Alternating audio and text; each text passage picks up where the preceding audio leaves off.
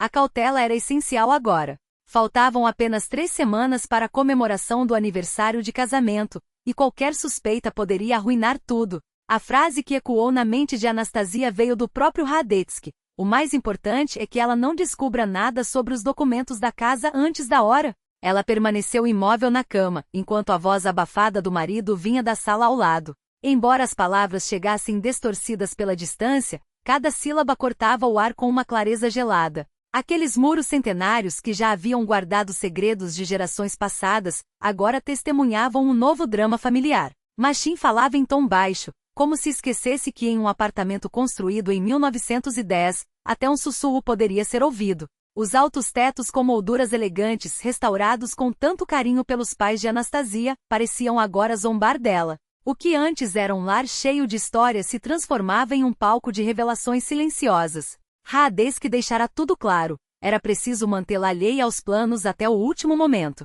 Depois da festa seria tarde para qualquer reação. Os papéis da casa estavam guardados em um cofre antigo, e Machin fingia ignorar a combinação. Anastasia virou-se lentamente para a parede, tentando não fazer a mola do colchão rangir. Do lado de fora, Moscou adormecia sob a madrugada de outubro. O ruído distante de um transporte noturno contrastava com o silêncio do beco tranquilo perto da rua Ostuzenka, onde o tempo parecia suspenso entre o que foi e o que estava por vir. Georgy Pavlovich Radetzky. Esse nome aparecia com frequência nas conversas de Machin nas últimas semanas. Um sócio de negócios, segundo ele. Mas o que isso tinha a ver com o aniversário de bodas? O murmúrio na sala ao lado cessou. Anastasia prestou atenção. Passos leves, o rangido do assoalho na entrada. Machin devia estar indo para a cozinha. Ela fechou os olhos, fingindo dormir, quando ele voltou sem fazer barulho. Pela manhã, Machin estava irreconhecível. Com uma xícara de café aromático nas mãos, aproximou-se da cama. Acorda, Nasha, disse ele, usando um apelido que não pronunciava há anos. Ela abriu os olhos, surpresa. Desde quando ele a chamava assim? 3 anos?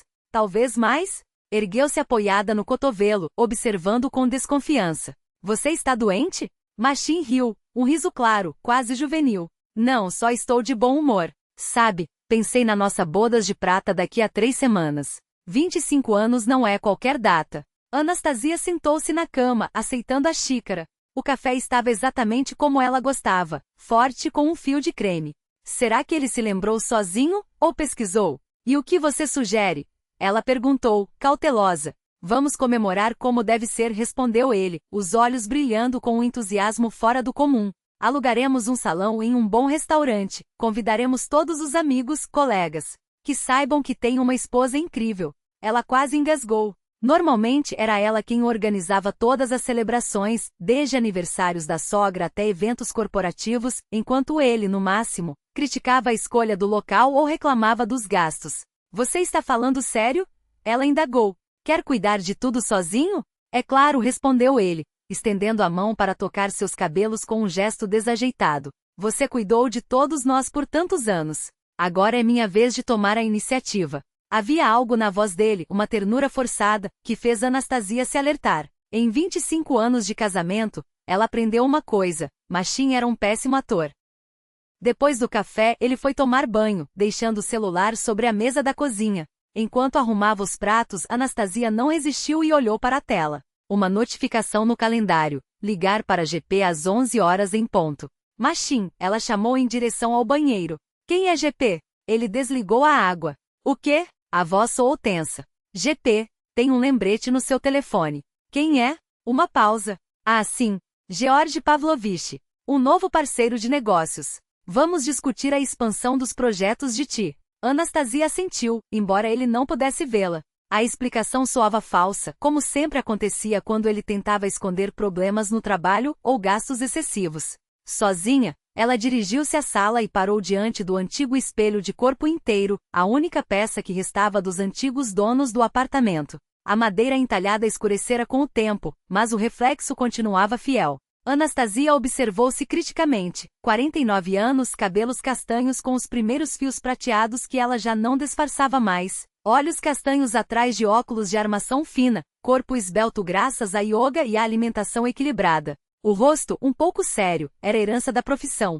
Afinal, ser chefe de contabilidade exigia firmeza. No geral, ainda era uma mulher atraente, no auge da maturidade. Mas quando foi que Machin parou de enxergá-la assim?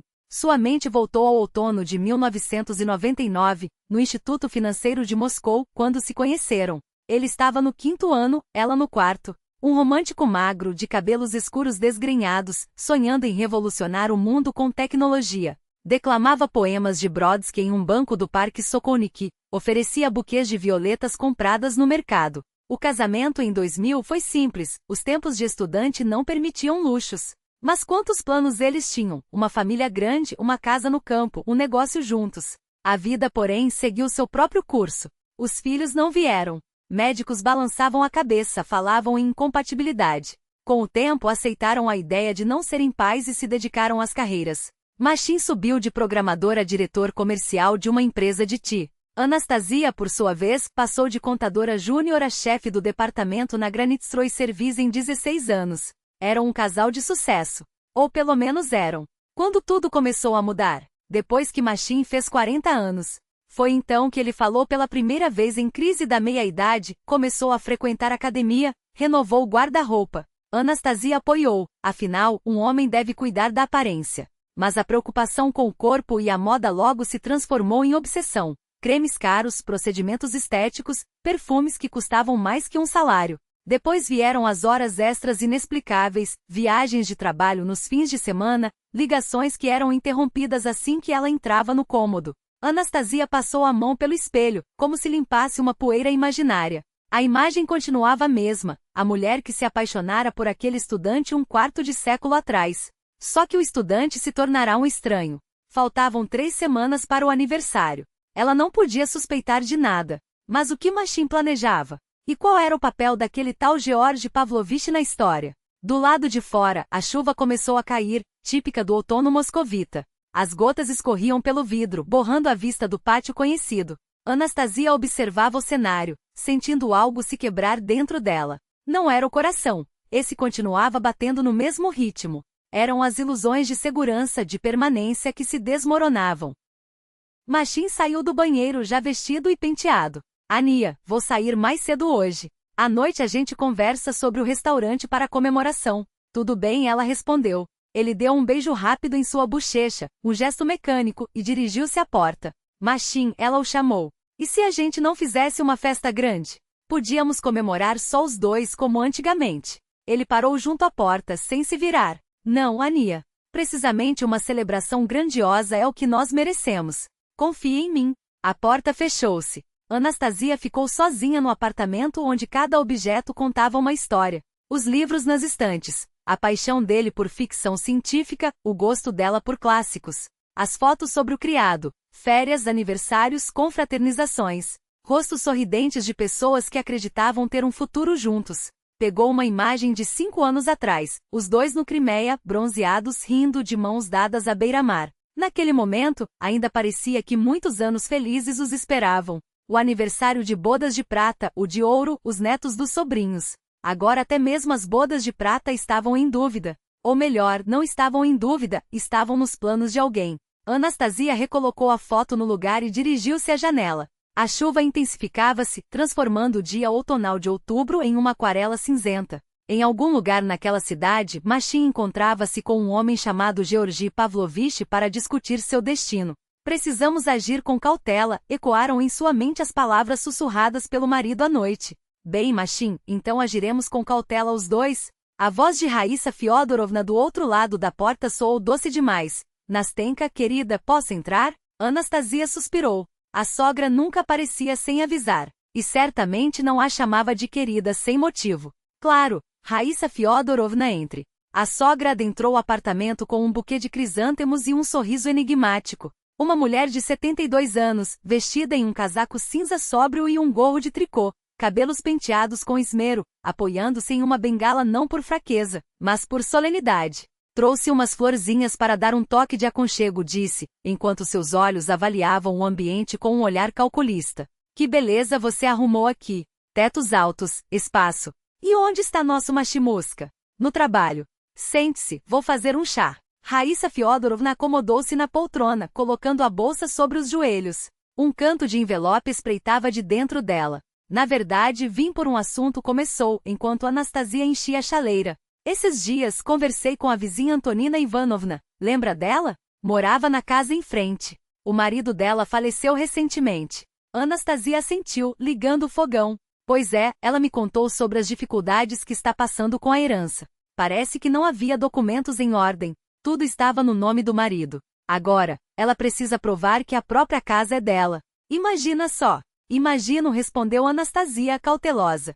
Raíssa Fiodorovna fez uma pausa, observando-a com atenção. Deus nos livre, é claro, mas a vida é imprevisível. Lembro-me dos tempos soviéticos, quando vivíamos em uma comunalca.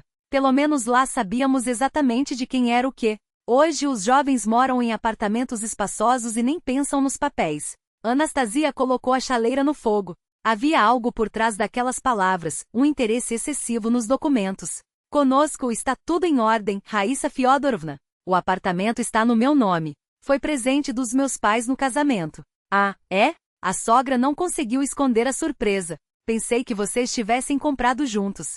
Bom, então está bem. Ótimo. Assim não haverá problemas. Uma pausa incômoda. Para os netos, acrescentou Raíssa Fiodorovna. Anastasia virou-se. Eles não tinham filhos, e a sogra sabia disso perfeitamente. Que netos? Bem, dos sobrinhos, corrigiu-se apressadamente. Filhos do primo do Machim. Afinal, sangue é sangue. A conversa ficava cada vez mais estranha. Raíssa Fiodorovna claramente tramava algo, mas agia com prudência. O legado de décadas como economista de fábrica, acostumada a jogos de bastidores. Assim continuou, mexendo na bolsa. Quis-lhe passar isto. Tirou de lá um cartão de visitas.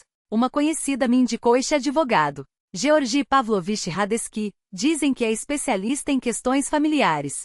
Anastasia congelou, segurando a lata de chá. Georgi Pavlovich, as mesmas iniciais do lembrete no celular de Machim. Para que precisaríamos de um advogado? Tentou disfarçar a inquietação. Ah, só por precaução, respondeu a sogra, estendendo o cartão elegante. Georgi Pavlovich Radeski. Direito de família. Consulta sobre divisão de bens. Divórcios. Hoje em dia são tão escandalosos, suspirou. Não como antigamente. Na nossa época, as famílias se preservavam. Agora, qualquer discussão e já correm para os advogados. Anastasia entendeu, não era uma visita casual. Raíssa Fiodorovna sondava o terreno, tentando descobrir o que a nora sabia sobre os planos do filho. Obrigada pela preocupação, disse Anastasia seca. Mas nós não precisamos de advogados. Claro, claro, concordou a sogra, apressada. Guarde só por via das dúvidas. O chá ficou pronto. Anastasia serviu nas xícaras do antigo jogo de porcelana, herança da avó, presente de casamento. Raíssa Fiodorovna bebia devagar, enquanto seus olhos percorriam o apartamento. Vocês arrumaram tudo tão bem aqui, comentou. Tetos altos, cômodos amplos. Quase um palácio. Até demais para uma pessoa só. As famílias jovens hoje se apertam em cruchoucas, e vocês têm todo este espaço. Não estamos sozinhos, retrucou Anastasia. Somos dois. Sim, sim, mas a idade já não é a mesma, insistiu a sogra, com um tom insinuante. Quem sabe não vale a pena pensar em trocar por algo menor? Um apartamento novo com elevador, porteiro. Anastasia pousou a xícara. Não havia dúvidas, a sogra queria expulsá-la dali. Mas por quê? Depois que Raíssa Fiodorovna se foi, Anastasia ficou olhando para o cartão do advogado. Todas as pistas levavam a um só homem, Georgi Pavlovich Radeski, e a uma data. O aniversário de bodas de prata. Era a hora de descobrir a verdade. Dirigiu-se ao escritório de Machim. O computador estava bloqueado. Tentou a senha antiga, 91.999, a data em que se conheceram.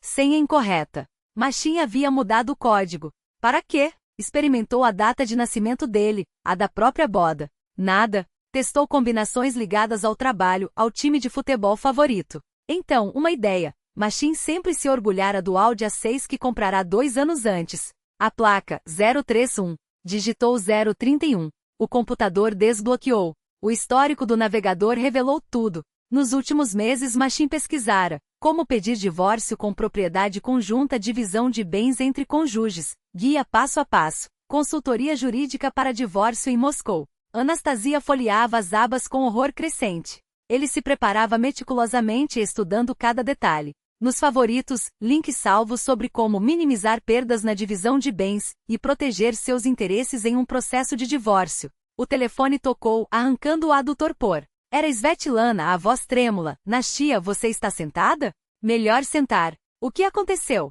Vi o Machin hoje na rua Nikolskaya, em uma joalheria. O coração de Anastasia falhou uma batida. Sozinho? Não. Com uma loira jovem. 30 anos, no máximo. Alta esguia daquele tipo de modelo. Estavam escolhendo anéis na tia. Anéis de noivado?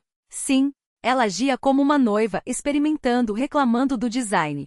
E o Machin olhava para ela como um adolescente apaixonado. Anastasia fechou os olhos. A última peça do quebra-cabeça encaixou. Obrigada por me contar esse. Desligou e caminhou lentamente até a cozinha. Sentou-se à mesa de carvalho, onde o samovar da avó, testemunha de incontáveis chás em família, ainda repousava. Ao lado, o tablet exibia uma página jurídica aberta. Passado e presente colidiram em um único ponto. 25 anos de casamento, um quarto de século de vida compartilhada, planos, esperanças. E Machin estava disposto a destruir tudo por uma loira jovem e pelo medo da velhice. Abriu o tablet e começou a ler sobre os direitos do cônjuge sobre imóveis adquiridos antes do casamento. Se Machin achava que a superaria, estava muito enganado. Na sala ao lado, o celular esquecido por ele começou a tocar. Anastasia o pegou. A tela exibia uma notificação. Reunião com GP, 15 horas. Ela sorriu friamente. Era a hora de virar o jogo. Anaís abriu a mensagem de Alionka, a jovem que, segundo as palavras doces e infantis, já se considerava dona do futuro de Machin. Maxik, meu amor, quando finalmente vamos viver abertamente? Estou cansada de me esconder. Você prometeu que até o ano novo tudo estaria resolvido. Beijos na sua bobeira, Alionka. Até o apelido carinhoso IG Bobeira era uma faca no peito. O pior era que Anastasia já conhecia aquele nome, aquela voz melosa que sibilava pelo telefone de Machin nas madrugadas em que ele fingia trabalhar até tarde. A resposta veio do celular corporativo dele, quase instantaneamente. Espere só mais um pouco, gatinha. Depois do aniversário, tudo será diferente. Prometo, o apartamento será nosso. Nossa, como se os 25 anos de Anastasia fossem poeira a ser varrida para debaixo do tapete de um novo começo. Ela anotou o número da amante em um bloco de notas, com a mesma precisão com que um cirurgião marca o ponto exato de uma incisão. Conhecer o inimigo não era apenas útil, era uma questão de sobrevivência. Quando Machin chegou em casa naquela noite, seu humor era de quem já havia ganhado a guerra. Tirou o casaco com um gesto teatral e anunciou, como se oferecesse um presente: Nastia, organizei tudo. Reservei o restaurante, escolhi o menu. Será grandioso. O Metropol, o salão principal, capacidade para 120 pessoas. Imagine como ficará lindo, disse ele, os olhos brilhando com a antecipação do próprio triunfo. Anastasia não levantou os olhos do livro. Que restaurante? Perguntou, virando uma página com dedos que não tremiam ainda. O Metropol. O melhor salão para 120 convidados. Todos os nossos amigos, seus colegas da clínica, os meus do escritório. Sua voz era melosa, quase paternal. Que saibam que dupla linda nós formamos. Formávamos, corrigiu ela, finalmente olhando para ele. Um único verbo no passado, uma lâmina entre as costelas. Machin congelou. O quê? Nada, retrucou Anastasia, como se fosse um descuido, um tropeço na língua. Ele se aproximou, beijou-a na cabeça, aquele beijo automático de marido que cumpre protocolos. Você está cansada? Deite mais cedo. Amanhã terá muito o que fazer. Ela sentiu. Sim, teria. Só não seria nada do que ele havia planejado. Naquela noite, Anastasia ficou acordada, ouvindo a respiração ritmada de Machin ao seu lado. O homem com quem dividira metade da vida, cujos hábitos conhecia como seus próprios, o jeito de roncar quando dormia de lado, a mania de coçar a orelha esquerda antes de adormecer. Era agora um estranho que em 25 anos, nunca lhe dera motivo para duvidar de sua lealdade até aquele momento. As horas passavam, marcadas pelo tic-tac dos antigos relógios de pêndulo sobre a cômoda, presente do primeiro aniversário de casamento. Na época, o tempo parecia um aliado, uma promessa de décadas de felicidade pela frente. Agora, aqueles mesmos ponteiros contavam as horas até o fim. Ela não seria mais a vítima. Se Machin queria uma guerra, teria uma. Só não seria nas suas regras. O toque abrupto da campainha rompeu o silêncio da manhã seguinte. Anastasia abriu a porta e se deparou com um entregador em uniforme de uma empresa internacional de logística, segurando um envelope volumoso. Anastasia Grigorievna Belinskaya, confirmou ele, consultando um tablet. Ao assinar o recibo, notou o remetente, Rechtsanwalt Kanzlei Miller und Partner Munique, uma firma de advocacia. Seu estômago se contraiu.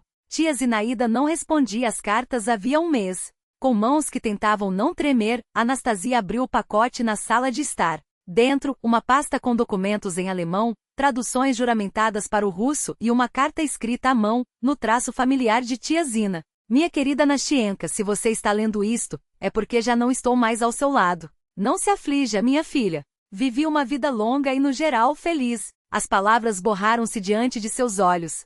Tia Zinaída havia morrido. A única pessoa de sangue que lhe restara depois que os pais faleceram. A dor foi física, como um soco no plexo solar. Mas Anastasia continuou lendo, porque algo no tom da tia, mesmo na despedida, era urgente, quase conspiratório. Sei que você passa por um momento difícil. A intuição feminina me diz que algo não vai bem com seu machim.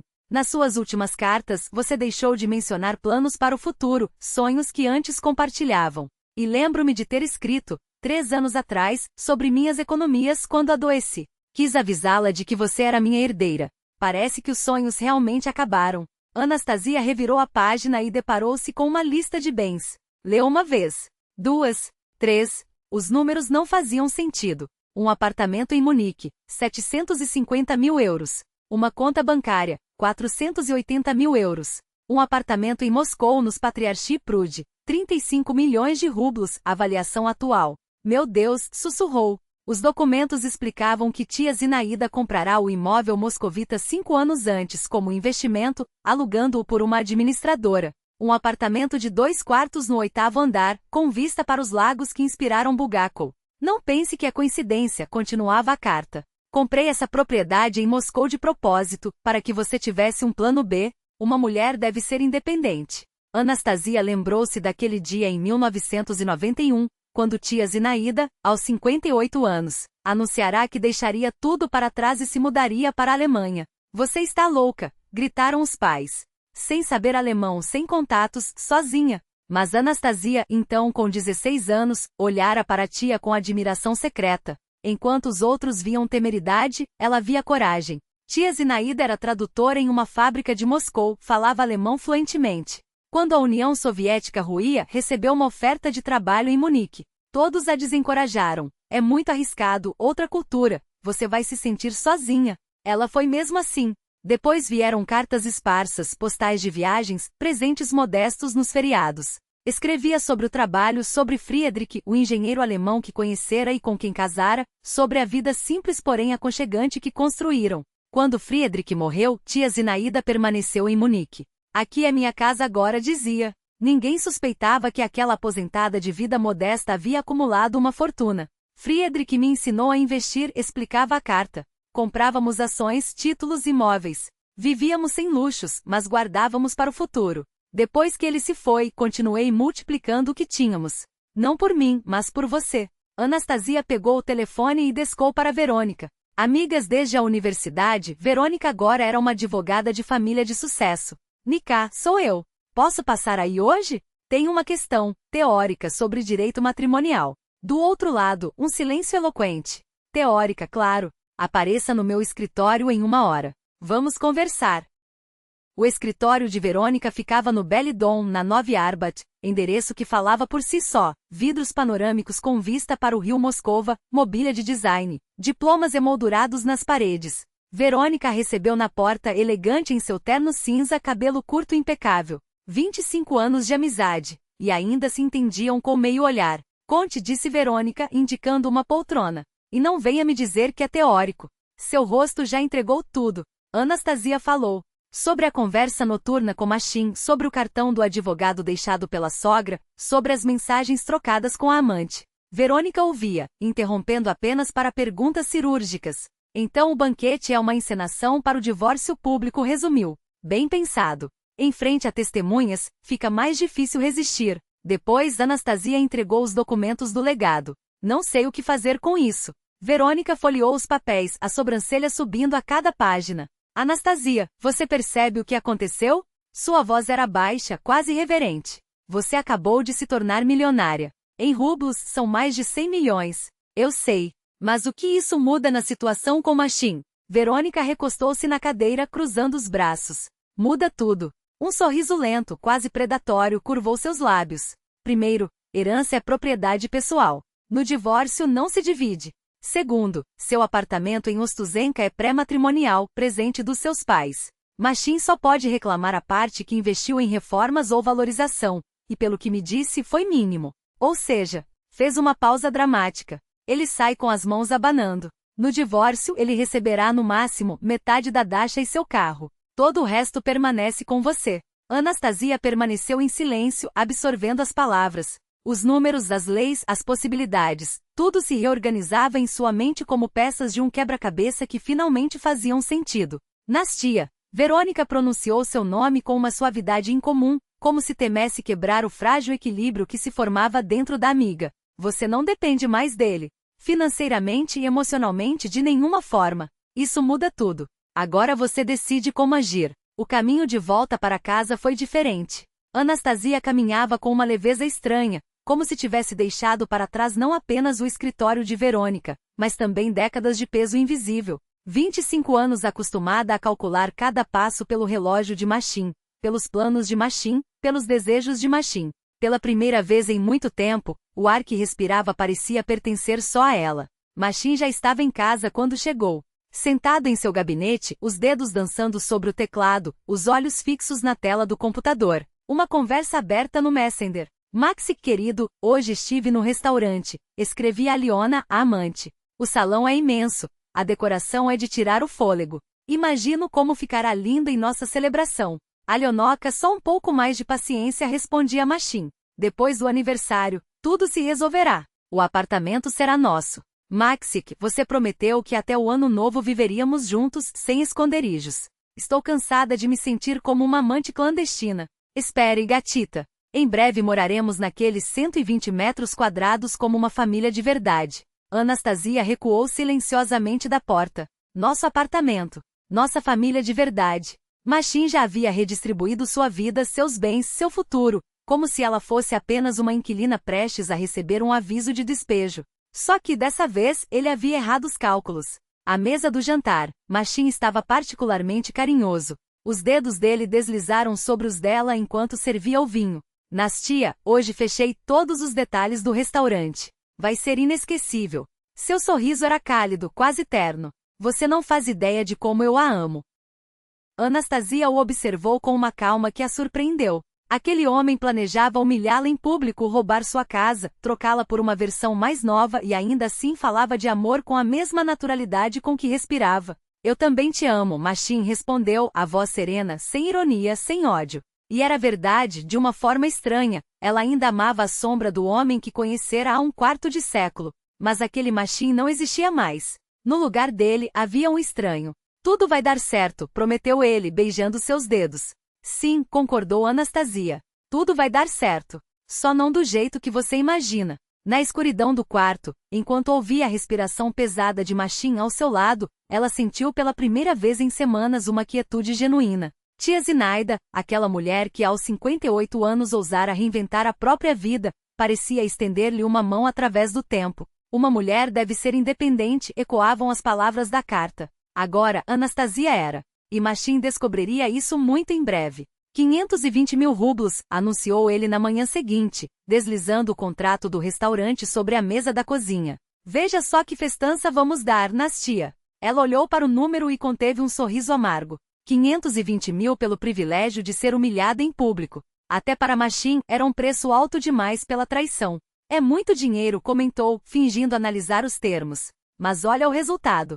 Os olhos dele brilhavam. Salão do Metropol, 120 convidados, orquestra ao vivo. Que todos vejam como sabemos comemorar. Que todos vejam como você sabe trair, pensou Anastasia.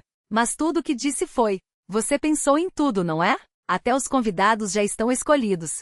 Fez uma pausa calculada. Todos os nossos amigos, seus colegas da Granite Stroy Service, os meus da empresa. Ninguém ficou de fora, claro. Machin puxou uma lista impressa. 2 páginas de nomes organizados com precisão militar. É claro, queria que fosse perfeito. Ela correu os olhos pela relação. Perfeito. A plateia ideal para um escândalo público. E os discursos? Perguntou, como se a ideia acabasse de lhe ocorrer. Costuma-se fazer brindes em aniversários de casamento, não é? Você e eu, cada um diz algo para o outro. Por um instante, Machin hesitou. Seu dedo tamborilou na mesa. Sim, é, claro. Estou preparando algo especial. Uma surpresa. Anastasia assentiu, os lábios curvados em um sorriso quase imperceptível. Ah, vai ser uma surpresa mesmo. Claramente, como se cada palavra fosse pesada em uma balança de precisão. Mas como você mesmo disse, 25 anos é muito tempo. Ela fez uma pausa teatral, permitindo que o silêncio no salão se tornasse quase físico, denso como o ar antes de uma tempestade. Tempo suficiente para construir não apenas um casamento, mas um império. E impérios, meu caro, não se desmontam com um discurso improvisado em um jantar. Os olhos de Anastasia percorreram o salão, detendo-se brevemente em cada rosto. A tia Zinaída de mãos trêmulas sobre a toalha bordada. O colega de Machim da Gazproneft, que havia acabado de engolir um gole de vinho e agora engasgava com a própria curiosidade. A jovem estagiária da mesa ao lado, filmando tudo com o celular, os dedos tremúlos de excitação. Até mesmo os garçons, treinados para serem invisíveis, estavam paralisados, bandejas suspensas no ar como quadros surrealistas. Você mencionou honestidade, Machim. Anastasia girou levemente o microfone entre os dedos como se testasse seu peso. Então vamos ser honestos. Esses documentos que você tão dramaticamente apresentou? Ela ergueu a pasta de couro que havia retirado da caixa, folheando as páginas com uma lentidão calculada. São rascunhos. Projetos de divórcio que seu advogado. Ela apontou discretamente para o homem gordo no canto, que instantaneamente se encolheu na cadeira, vem preparando há 6 meses. O mesmo período em que você começou a alugar um apartamento no Patriarche Pons para sua amiga. Um murmúrio percorreu a sala. A Lena, que até então tentava se fazer pequena, agora parecia prestes a desaparecer dentro do vestido vermelho. Seu rosto era uma máscara de terror, a expressão de quem percebe tarde demais que entrou em um jogo cujas regras desconhecia por completo. Mas aqui está o detalhe interessante, e Anastasia continuou, como se explicasse um conceito complexo a uma plateia de alunos aplicados. Enquanto você assinava contratos de aluguel e comprava joias para sua última chance de felicidade, eu estava ocupada com algo um pouco mais duradouro. Ela fez um gesto quase imperceptível com a mão. No mesmo instante, as portas duplas do salão se abriram, e 2 homens de terno escuro entraram com uma pasta metálica prateada, idêntica à que Machim havia entregue minutos antes. A diferença é que esta estava lacrada com um selo notarial. Estes, ela bateu levemente na pasta com os nós dos dedos, são os verdadeiros documentos. A transferência é irrevogável de 60% das ações da Machimou e Partners para um fundo fiduciário em meu nome. Os imóveis em Barcelona e Nice, que você escondeu da declaração de impostos, agora são propriedade de uma holding registrada nas Ilhas Virgens Britânicas. E aquele seu querido Porsche 911 Turbo S, estacionado lá fora. Ela sorriu, quase com ternura. Foi leiloado ontem à tarde. O comprador, aliás, é um colecionador de Dubai. Pagou em Bitcoin. O silêncio que se seguiu foi de uma qualidade diferente. Não mais o choque inicial, mas a compreensão lenta e dolorosa de que o chão havia se aberto sob os pés de todos. Machim estava pálido, os lábios entreabertos como se tentasse formar palavras, mas só conseguisse emitir sons abafados. Sua mão tremia ao lado do corpo, como se buscasse algo para se agarrar. Você como? Ele finalmente conseguiu balbuciar. Anastasia inclinou a cabeça, como se a pergunta fosse genuinamente interessante. Ah, Machim, você sempre subestimou 2 coisas, minha paciência e a competência da Verônica. Ela indicou com um aceno à advogada, que agora se levantava com um copo de champanhe na mão, como se brindasse a execução perfeita de um plano. Enquanto você gastava nosso dinheiro em jantares com a Lena no White Rabbit, eu gastava meu tempo reunindo provas da sua infidelidade, desvio de verbas da empresa e assim, ela abriu um sorriso gelado, sonegação fiscal. Os e-mails que você achava que havia apagado? Salvos em 3 servidores diferentes. As ligações para a sua amante? Gravadas e transcritas. Até as mensagens que você enviava pelo Telegram com autodestruição. Ela deu de ombros, nada se autodestrói quando você tem os códigos de backup. A Lena emitiu um som agudo, meio risada, meio soluço. Seus olhos saltavam entre Machim e Anastasia como um animal encurralado. Você é louca, Machim cuspiu, a voz quebrando. Isso é chantagem. Não, meu querido. Anastasia aproximou-se dele, tão perto que poderia sentir o cheiro do seu perfume caro misturado ao suor frio da derrota. Isso se chama estratégia. E diferentemente dos seus impulsos, a minha foi planejada com anos de antecedência. Ela recuou, voltando-se para a plateia atônita. Agora, se me permitem, ela levantou a taça de cristal, que captou a luz das lustres como um diamante, gostaria de propor um brinde. Não há nossa separação, mas há liberdade. A minha, especialmente. Porque ao contrário de você, Machin, eu não preciso de um último chance de felicidade. Seu olhar encontrou o de Verônica, que respondeu com um aceno quase imperceptível. Eu crio as minhas próprias. E com isso, Anastasia levou o champanhe aos lábios, enquanto ao seu redor o salão explodia em exclamações, risos nervosos e o som abafado de dezenas de celulares transmitindo, ao vivo, o desmoronamento público de um homem que havia confundido poder com impunidade. E agora, escutem meu discurso. O salão silenciou. Todos esperavam lágrimas, gritos, súplicas por perdão. Mas Anastasia permaneceu de cabeça erguida como uma rainha. E com uma calma cortante começou. Há 3 semanas, sei de cada detalhe dessa farsa. Machin empalideceu. Sei da sua Alionka ali sentada. Ela apontou para a loira que tentou se esconder atrás do ombro do homem ao lado. Sei do advogado Rodetsky no canto, contratado para me tirar o apartamento. O homem tentou se levantar, mas os olhares curiosos das mesas vizinhas o imobilizaram. Sei da sua mamãezinha, que investigou onde guardo meus documentos. Sei das suas caminhadas românticas pelas joalherias, escolhendo alianças. Sei dos empréstimos de 630 mil rublos para presentear sua paixão. Anastasia, de onde você tirou isso? Machin tentou interromper, mas ela o silenciou com um gesto. Só que há um detalhe, querido. Ela abriu a bolsa e retirou uma pasta. Este apartamento é um presente dos meus pais. Bem pessoal, registrado em cartório desde 2000. Machin agarrou-se à cadeira, sentindo o plano desmoronar. E mais, continuou ela saboreando o momento.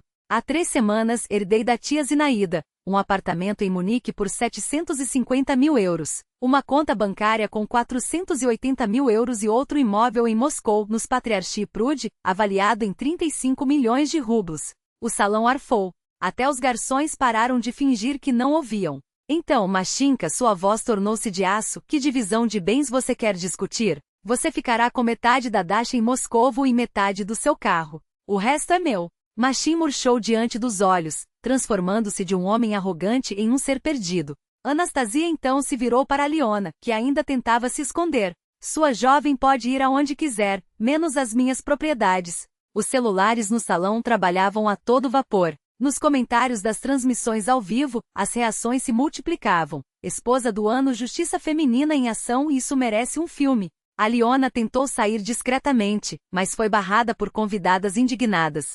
Sem vergonha! Gritou a esposa de um diretor de construtora. Roubar marido alheio na cara de todo mundo? Como ousa? Uma colega de Anastasia juntou-se. A Nasha é uma mulher incrível, e você, cercada de luxo, ainda tem a cara de pau? Aliona não aguentou. A histeria que continha a noite toda explodiu. Maxik! Berrou, empurrando as pessoas para chegar até ele. Você prometeu um apartamento luxuoso no centro.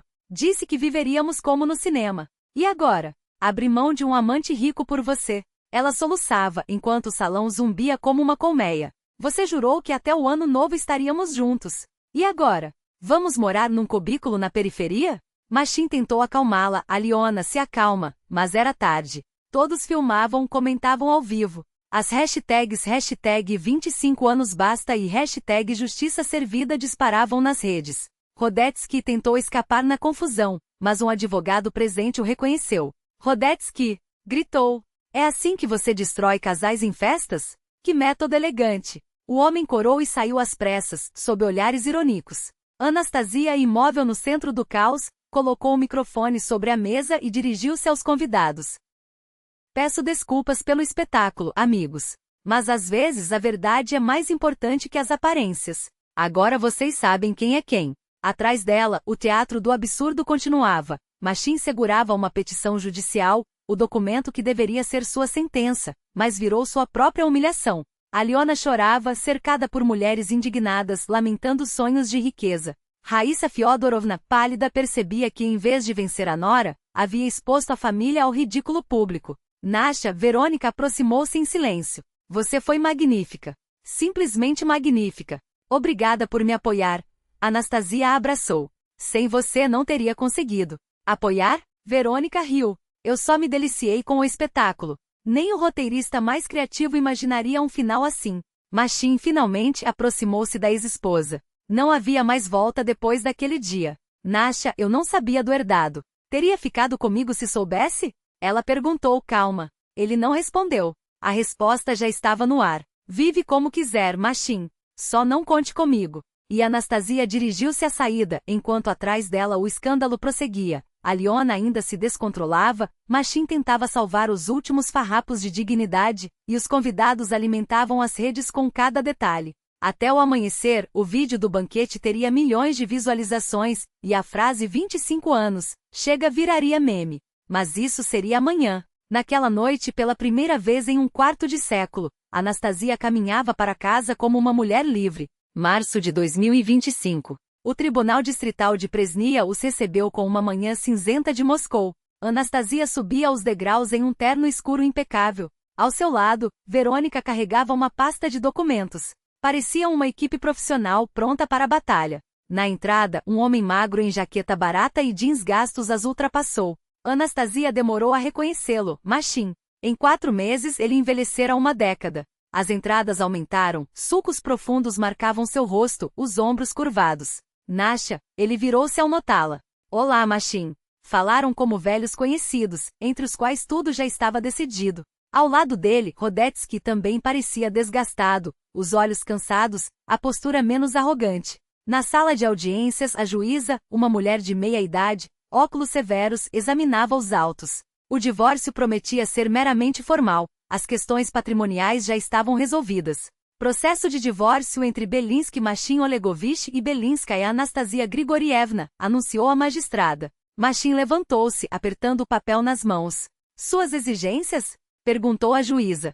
Peço o divórcio e a divisão dos bens adquiridos em conjunto. Anastasia ergueu-se. Não me oponho ao divórcio. Quanto aos bens, o apartamento na Ostuzenka é meu, recebido antes do casamento, com documentos notarizados de 2000. Verônica entregou a pasta à juíza. Além disso, recebi recentemente uma herança que não faz parte dos bens conjugais.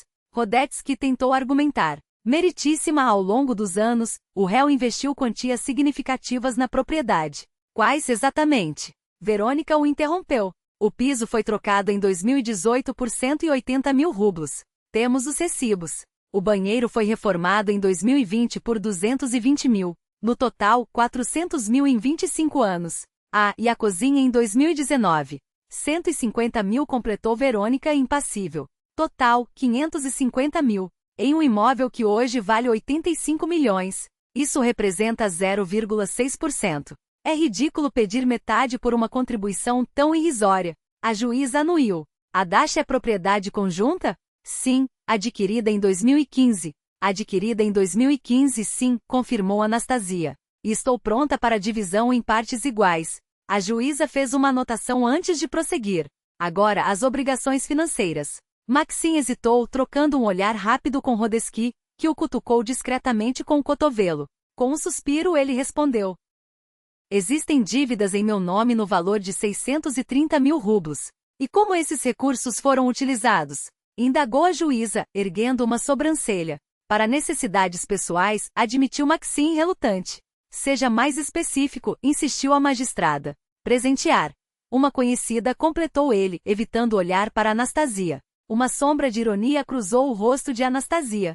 Conhecida, agora era assim que a Aliona era chamada. A juíza fechou o processo com um gesto firme. Essas obrigações não têm relação com as necessidades familiares. Portanto, permanecem como responsabilidade exclusiva dos senhores. Meia hora depois, o veredicto estava definido. O apartamento ficaria com Anastasia. A Dasha seria dividida ao meio, as dívidas atribuídas a Maxim. Quanto à pensão alimentícia, não haveria determinação, dado a ausência de filhos em comum e a independência financeira de ambos.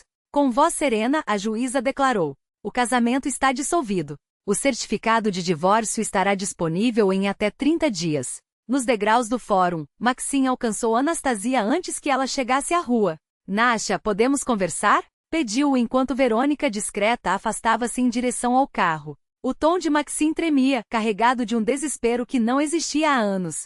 Entendi que cometi um erro terrível. Você foi o melhor que tive na vida. Destruí tudo por um medo tolo, da velhice, da solidão. Anastasia o observou sem raiva. Aquele homem quebrado inspirava mais pena do que ódio. Não estou com raiva, Maxim. Só percebemos que somos pessoas diferentes. Viva como quiser, mas sem mim. Ele engoliu em seco. E se eu não tivesse descoberto o testamento? Teria ficado? Não, respondeu ela, sincera. Depois do que planejou, não haveria volta. Maxine assentiu, aceitando o peso daquilo. Por um instante, o silêncio os uniu, como um eco de algo que já não existia. Disse Nastya. Você merece ser feliz. E você também, Maxine. Só que de verdade. Não em cima da infelicidade dos outros. Eles se separaram para sempre. Epílogo. Ao amanhecer do dia seguinte ao banquete, o vídeo já acumulava 2 milhões de visualizações no YouTube e se espalhava como fogo pelas redes sociais. A hashtag casamento de prata dominava os trends russos. Memes com a frase 25 anos são suficientes, cansei de olhar para essa velha, inundavam o TikTok. Usuários criavam paródias, caixas de presente com documentos de divórcio, piadas sobre herança surpresa e montagens com a expressão chocada dos convidados. Anastasia foi aclamada como a mulher do ano. Sua história tornou-se um símbolo de coragem, inspirando milhares de mulheres a romperem ciclos de submissão. Surgiram movimentos online com hashtags como hashtag Justiça Feminina e hashtag Força das Mulheres. Já Maxine virou o arquétipo do marido tóxico, seu rosto era reconhecido em qualquer lugar. Colegas, conhecidos, até estranhos na rua o apontavam. O verão de 2025 o encontrou dirigindo um táxi pelas ruas noturnas de Moscou. A iCompany o demitira um mês após o escândalo. A diretoria considerou que sua imagem manchada prejudicava a reputação da empresa. Para quitar as dívidas, viu-se obrigado a vender o apartamento. Agora, morava com a mãe em um conjugado alugado na periferia. Raíza Fyodorovna venderara seu próprio imóvel para ajudá-lo, mas as noites eram amargas. Maximuska. Por que você armou tudo isso? Nasha era uma boa esposa. É tarde para pensar nisso, mãe, respondia ele, contando as notas do dia. Às vezes, os passageiros o reconheciam. Você não é aquele do vídeo da festa de prata? Exclamara uma jovem, sentando-se no banco traseiro. Maxine ligou o taxímetro em silêncio. E cadê sua Alionka? Provocou a moça, maliciosa. Aliona havia desaparecido de sua vida logo após o escândalo. 6 meses depois, ele a viu em uma coluna social. Casara-se com o dono de uma rede de restaurantes, 20 anos mais velho. Em uma entrevista recente, ela declarara: aprendi que dinheiro não substitui o autorrespeito. Aquele escândalo me ensinou a construir relações baseadas em respeito mútuo, não em cálculos. Belas palavras. Maxine, porém, duvidava de sua sinceridade. Aliona conquistara o status e a estabilidade que desejava. Mas se era feliz? Isso era outra história. Georgi Pavlovich Rodesky também pagou um preço alto. A Ordem dos Advogados abriu um processo disciplinar contra ele por conduta antiética. O vídeo do banquete servirá como prova cabal de sua falta de profissionalismo. Os clientes sumiram, queixava-se aos colegas. Todos temem que seus segredos familiares virem meme. Sua carreira como advogado autônomo ruíra. Agora trabalhava como consultor jurídico em um escritório modesto, por um salário que mal cobria as despesas. Enquanto isso, no centro de Moscou, em um apartamento ensolarado às margens dos estanques patriarcais, Anastasia Belinskaya, ou melhor, Anastasia Grigorievna Volkova, depois de reassumir o sobrenome de solteira, tomava seu café da manhã e planejava o dia. À tarde, reuniria-se com o conselho editorial para discutir a publicação de traduções de autores europeus. À noite, aula de yoga e italiano. No fim de semana, viagem a Munique para visitar o túmulo de tia Zinaída. A vida finalmente começava. E era bela. O sol de verão de 2025 filtrava-se pelas cortinas leves, iluminando a mesa de trabalho onde repousava o manuscrito de uma tradução. Anastasia afastou a caneta vermelha e esticou os braços, aliviando a tensão nos ombros. Do lado de fora, as copas das árvores centenárias dos estanques patriarcais sussurravam ao vento, uma vista que em 6 meses ainda a encantava. O apartamento de tia Zinaída tornará-se seu verdadeiro lar. Salas amplas com pé direito alto, janelas francesas que davam para um pátio tranquilo. Anastasia o mobiliara com esmero. O secretário antiquado, herdado da tia, o sofá novo, escolhido por ela mesma, fotografias de família e o samovar da avó, criando uma ponte entre gerações. Anastasia Grigorievna, posso entrar? Uma batida suave na porta do escritório. Claro, Anieka. Ana Sergeyevna, editora-chefe da Most, Ponte, entrou com uma pasta de provas tipográficas. Aos 27 anos, com olhos vivos e cabelo curto, era uma das 5 funcionárias do pequeno mas ambicioso projeto de Anastasia, fundado com parte da herança. A tiragem de Madiana está pronta, anunciou. Milhares de exemplares como planejamos. As livrarias já estão fazendo pedidos. Excelente! E a ponte invisível de Levi? O tradutor está nos capítulos finais. Maria está se saindo brilhantemente. A editora Mouche especializava-se em literatura europeia contemporânea, livros de qualidade em tiragens reduzidas, para leitores exigentes. Anastasia realizará, enfim, o sonho de uma vida: trabalhar com palavras, apresentar ao público russo novas vozes e obras primorosas. Ana sentou-se na ponta da cadeira hesitante. Anastasia Grigorievna, posso fazer uma pergunta pessoal? É claro. Você nos mostrou que uma mulher pode ser forte sem perder a humanidade. Depois da sua história, muitas de nós repensamos nossas relações, acreditaram em si mesmas. Anastasia sorriu. O caso do casamento de prata ainda ressoava. Sua editora recebia cartas de mulheres de todo o país, agradecendo pelo exemplo de dignidade. Apenas parei de ter medo de ser eu mesma, disse. Quando você é honesta consigo, o resto se encaixa. Após a saída de Ana, Anastasia voltou à tradução. Era um romance italiano sobre uma mulher que, aos 50 anos, reinventava a vida após um divórcio. Coincidência? Ou o destino lhe sussurrava que estava no caminho certo? O italiano fluía com facilidade, 2 aulas semanais com um professor, prática diária. No outono, planejava uma viagem à Itália, a trabalho e principalmente pela alma. E amanhã de manhã, yoga no parque. Anastasia percebeu que, pela primeira vez em muito tempo, o corpo, anos a fio comprimido pelo estresse e pelas emoções reprimidas, começava a soltar-se. Os músculos ganhavam flexibilidade, a postura erguia-se com uma força nova, assim como sua alma. A noite caía quando Anastasia terminou o trabalho e dirigiu-se à pequena varanda, seu canto predileto no apartamento. Lá, uma mesinha de chá antiga, herança da tia Zenaida, dividia o espaço com uma cadeira de vime moderna. Ela preparou o chá no bule de porcelana, delicado como os gestos que agora permitia a si mesma, e retirou da escrivaninha uma carta chegada 1 semana antes. O envelope trazia a caligrafia familiar de Machim. Ao reconhecê-la, seu coração não doeu, apenas contraiu-se numa estranha melancolia, como se folheasse um álbum de fotografias desbotadas.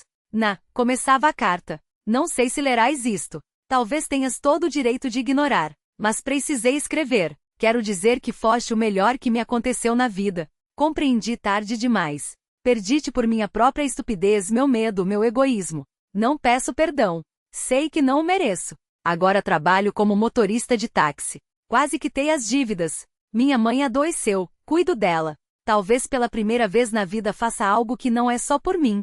Só quero que sejas feliz. És quem mais merece no mundo. Anastasia dobrou a folha e guardou-a de volta no envelope. Leu as palavras sem raiva, mas também sem saudade. Aquele Machim que amara aos 25 anos havia se dissolvido no tempo, como fumaça. O homem que agora escrevia era um estranho, pagando pelo passado com moedas de arrependimento. E ela, enfim, entenderá a lição mais profunda. A felicidade verdadeira não se constrói sobre mentiras nem traições. O amor autêntico não exige sacrifícios nem humilhações, ele libera. Permite ser, crescer, sonhar sem amarras. Ao lado do bule, o tablet piscava com dezenas de notificações. Mesmo após 1 ano, mensagens de mulheres do mundo inteiro ainda chegavam. Sua história me deu coragem de pedir o divórcio. Obrigada. Também encontrei força para dizer não a um relacionamento tóxico. Mostrei este vídeo à minha filha. Que ela saiba, uma mulher deve se respeitar. Anastasia sorriu. Sua dor pessoal havia se tornado um farol para outras. Não era vingança nem triunfalismo. Era dignidade transformada em esperança. Lá fora crianças brincavam no pátio. Seus risos subiam até a varanda, misturando-se ao farfalhar das folhas e à música distante de um café na rua vizinha. A vida fervilhava ao redor, colorida e plural. Ela abriu a agenda. Pela manhã, yoga, à tarde, reunião com os tradutores, à noite, cinema com Verônica. Rotinas simples de um dia comum. Mas como brilhavam agora quando vivia por si mesma, não pela aprovação alheia. No mês seguinte, iria a Munique visitar o túmulo da tia Zenaida. Queria agradecer-lhe pela lição de coragem, o exemplo de que aos 58 anos, ela reinventara a existência. Anastasia, aos 49, compreendia. O tempo ainda era generoso. Havia espaço para projetos, viagens, até para o e-mail que acabará de receber, da livraria em São Petersburgo. Anastasia Grigorievna, seu selo editorial ganha popularidade. Consideraria abrir uma filial em nossa cidade? Com a herança da tia, a ideia deixava de ser um sonho. O sol mergulhava atrás dos telhados, pintando o céu em tons suaves de rosa e duro. Ela sorveu o chá da xícara de porcelana fina e pensou no amanhecer. Acordaria na sua claraboia, Tomaria café na varanda com vista para os Patriarchi Prude, iria à editora, onde a aguardavam projetos instigantes e uma equipe que a respeitava. À noite, jantar com a amiga que esteve ao seu lado nos dias mais sombrios. Ninguém questionaria seus planos, criticaria suas escolhas ou exigiria prestação de contas por cada rublos gasto. Liberdade. Esse era o presente mais precioso que o divórcio lhe dera. Uma nova notificação apareceu na tela. Também me separei aos 45 e achei que a vida havia acabado. Seu exemplo mostrou, é só o começo. Meu marido me chamava de velha, eu acreditei. Agora abri meu próprio salão de beleza. Anastasia tocou levemente a mensagem. Quantas mulheres ainda acreditavam que após certa idade, era tarde para mudar? A maturidade não era o ocaso, era a aurora de possibilidades inéditas. Experiência, autoconhecimento, a sabedoria de quem já tropeçou e se levantou. Que base melhor para reinventar-se? De algum quintal próximo, uma guitarra começou a tocar. Uma voz jovem cantava sobre amor, sonhos, sobre a vida inteira que ainda estava por vir. Anastasia escutava e aos 49 anos, finalmente captava o sentido daqueles versos. A vida estava à frente, e era magnífica. As primeiras estrelas acendiam-se no céu escurecido. Ela terminou o chá, guardou a xícara e entrou. Amanhã seria um novo dia, repleto de oportunidades. Por enquanto, bastava o sono tranquilo em sua própria cama, em sua própria casa, onde cada objeto refletia sua essência. O descanso de uma mulher livre, que não devia nada a ninguém, exceto a si mesma.